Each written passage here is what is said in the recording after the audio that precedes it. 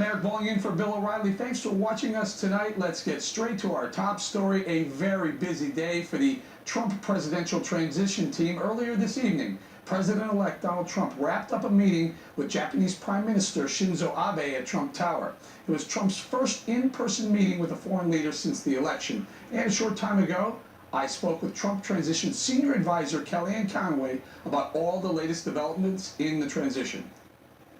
So the news for me today, wow, eye-opening. Mitt Romney will meet with the boss, President-elect Donald Trump, over the weekend. What's that all about?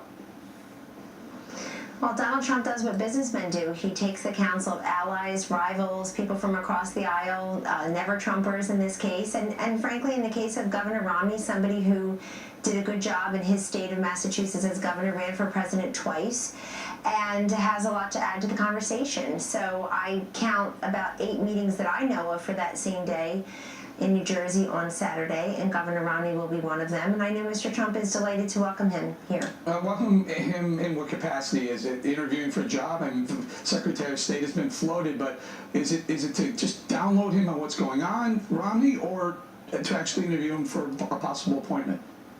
Well, that conversation is between the two of them, Eric. I will tell you that not every conversation Mr. Trump is having this week as the president-elect is going to lead to a cabinet position, is going to lead to a senior strategy role. He is a man who listens and who learns. And one listens and learns from him as well, so it's always a two-way street. But as president-elect, he knows it's incumbent upon him to take meetings with any number of people over the phone and in person, from world leaders to sitting legislators and opinion leaders to those, like in the case of Governor Romney, have been through the political fire before, represented the party as its nominee last time around, didn't make it, of course, and to really talk about what they've learned together about America, what the party represents, what the country is asking for in terms of leadership. Mitt Romney's a job creator. He's an American success story. He knows a lot about the world. Many things that Mitt Romney talked about in his 2012 election with respect to the world stage have come true.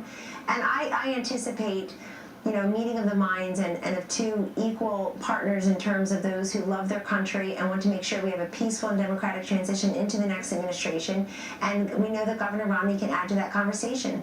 All right, well, let's move on to President Obama. Earlier today, he was in Berlin, and he addressed the situation with Russia, how Vladimir Putin would work with your boss, the president-elect Donald Trump. Had some interesting comments. Take a listen. My hope is that the president-elect coming in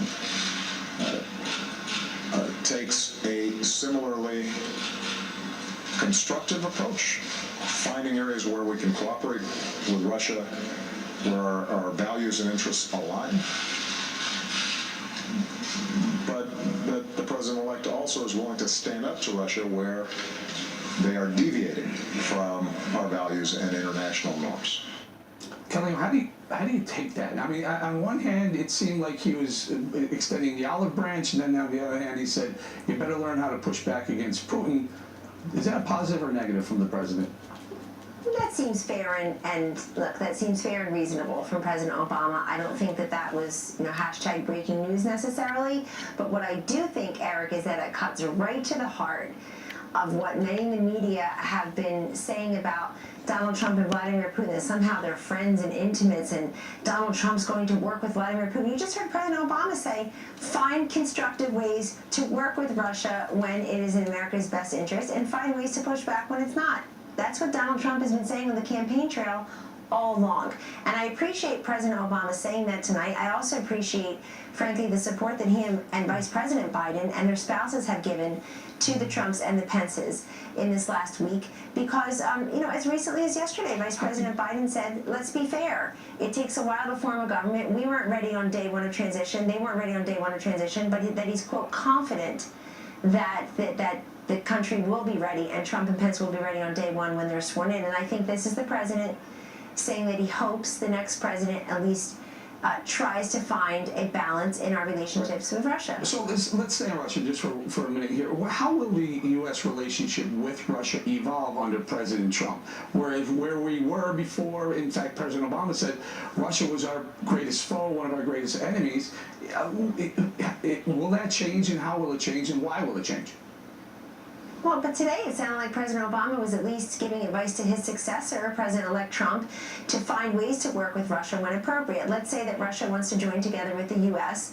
To really push back on ISIS, on radical Islamic terrorism, which Hillary Clinton describes as our determined enemies, but most Americans recognize as a bunch of savage murderers who do their bloodletting here in places like Orlando and San Bernardino, and certainly abroad in places like Belgium and Paris and Nice. And so what I think President Obama is also signaling is that he knows Donald Trump as the president and commander-in-chief is going to do things perhaps a little bit differently. You're asking how the relationship will be different. That depends an awful lot on Russia also, and not just President Trump. Why?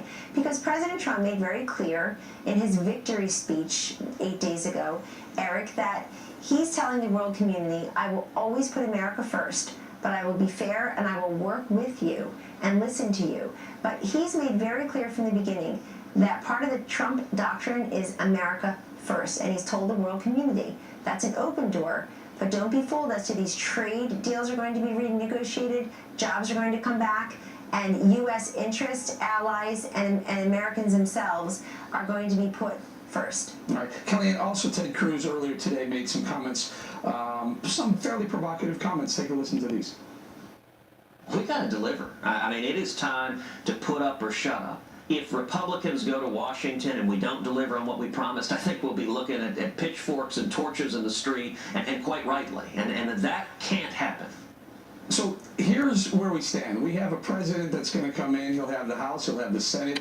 He'll have 62% of the states will be Republican governors as well. Ted Cruz says we need, as a Republican party, need to put up or shut up.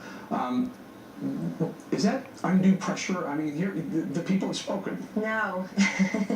No, this is what the people want. That's not undue pressure. The time for divided government is over.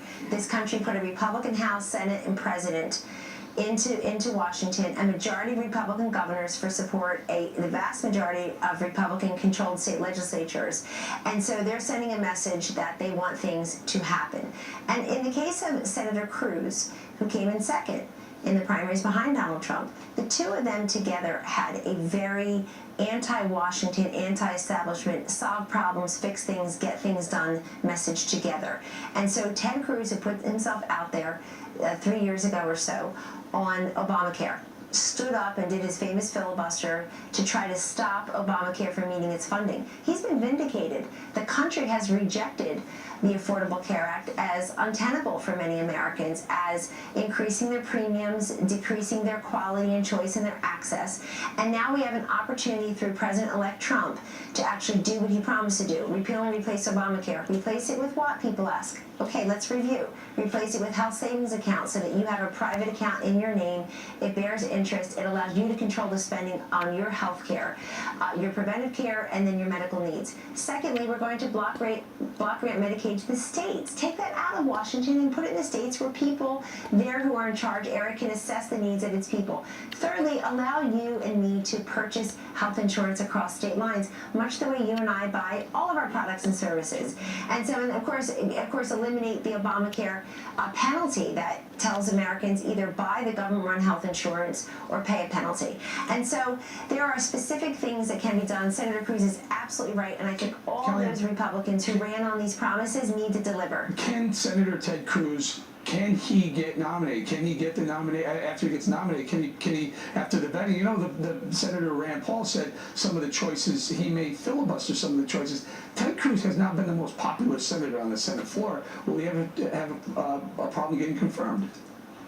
Confirmed if he's nominated for something? Sure, yeah. In the cabinet? Yeah, that is a lot. What a lot of Republicans are saying. You know, he's had such a cantankerous relationship with even Republicans on the Senate floor. Is this something would you put someone in a position where he may have trouble getting confirmed? Well, first, he's not been appointed or nominated for anything at this moment. But to answer your question, there is something called senatorial courtesy. And often you see, Eric, in these processes that Republicans and Democrats lay down their partisan their partisan armor, and they come together and they say, I'm going to go and vote for someone I've served with in the Senate. But it really depends on the position, and that's a hypothetical at this point since he hasn't been nominated or appointed for anything. But I think I think Senator Cruz in a Republican-controlled Senate is a very important voice and has shown his courage in pushing through issues when others are crying, divided government, we can't do that, we have a Democratic president. Okay, he's absolutely right, and we're going to rely upon Senator Cruz to be a very strong voice. We're very happy he visited President-elect Trump here at the Tower on Tuesday. It was a great meeting. Kellyanne Conway, thank you so much for joining us tonight. Congratulations, the Trump Transition Senior Advisor. Thank you. Thanks to Kellyanne. Next on the rundown, the former president of Mexico vowing his country will defend its citizens in the United States of America. Is Mexico already preparing to battle with the Trump administration? Right after this.